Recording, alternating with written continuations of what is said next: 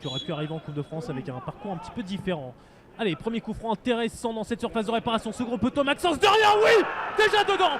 Déjà dedans pour Maxence derrière qui par le passé a déjà marqué ici même avec le Red Star dans des derbies.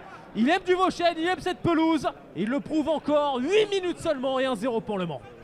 Pile en plus sur le passage de Richard Désiré à Manu Dacosta, mais les Cristoliens avaient eu beaucoup de mal à gérer ce calendrier. Attention quand même au centre de Fofana et la tête cadrée de Kevin Farad, capté par Pierre Patron. Premier tir cadré de Créteil, 23e minute de jeu. Et bon ballon pour Julien Bègue. Et Bègue pour cette frappe déviée du bout des gants par Cagnon. Ou juste à côté, il semblait qu'il avait pourtant effleuré ce ballon, Cagnon. Aucune solution parce qu'évidemment ils sont tous marqués dans l'intensité par la défense. C'est typique de ce qu'on a vu dans cette première période. Nouveau centre vers Mogdad cette fois-ci. Décalage pour Farad, plat du pied, Patron qui sort ce ballon. Très bel arrêt de Pierre Patron, 48e minute de jeu. Cette rencontre commence à s'emballer.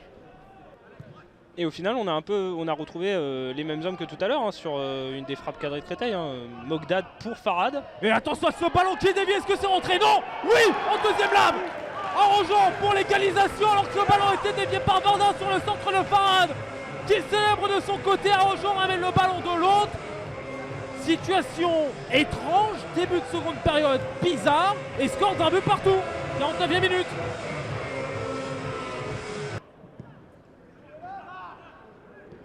Et voici un match complètement relancé à tel point qu'il y aura un excellent coup franc à venir. Et est-ce que ce serait pas le deuxième jaune pour Pierre Guinda? C'est bien le deuxième jaune pour Pierre Guinda à la 52e minute de jeu. C'est refusé. Beck s'est enroulé, c'est travaillé, poteau Cagnon. Deuxième lame, deuxième but du Mans. C'est simple, c'est efficace. Et sur les seconds ballons, il y a des garçons comme l'oreille qui traînent, qui ont juste à mettre le pied. Et tous les efforts de Créteil réduits à néant avec ce froid réalisme Manceau, 53e minute, 2-1 Le Mans. Arrojo, en tout cas, nouveau corner pour Créteil. Mogdad, ballon sorti sur la ligne par Vargas Rio, c'est sur le second ballon. Fabio n'a pas réussi à retrouver de partenaire. D'ouvrir plus d'espace qu'il n'y en a.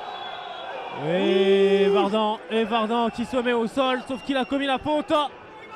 Cédric Dos Santos a pris sa décision. Deuxième jaune, égal rouge, 10 contre 10, 59e minute de jeu avec l'exclusion d'Alexandre Verdun. Il y a des garçons qui savent aussi très bien frapper les coups francs à Créteil. C'est le cas de Malek Mogdad et c'est le cas de Patron pour les arrêter. Au ras du poteau, 60e minute de jeu. À l'époque, Créteil qui avait fait match nul de partout. Attention quand même, ballon décalé. Arrojo pour la frappe et les voilà, c'est 2 buts garantis sur une série de 3 matchs. Et en plus, ça permet à Arrojo d'égaliser avec cet appui remis sur Mogdad. Continuons dans la folie, continuons, 61e minute, 2 buts partout.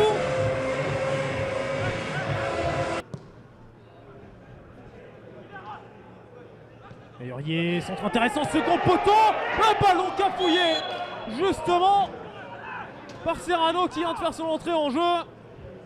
Oh, quelle occasion la 80e minute de jeu sur ce centre d'Urier. On s'en doutait un peu.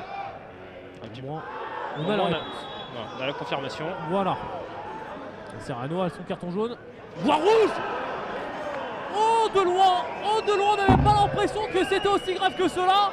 Mais de très près, Cédric Dos Santos a dû voir un impact bien plus haut que ce qu'on imagine de notre position.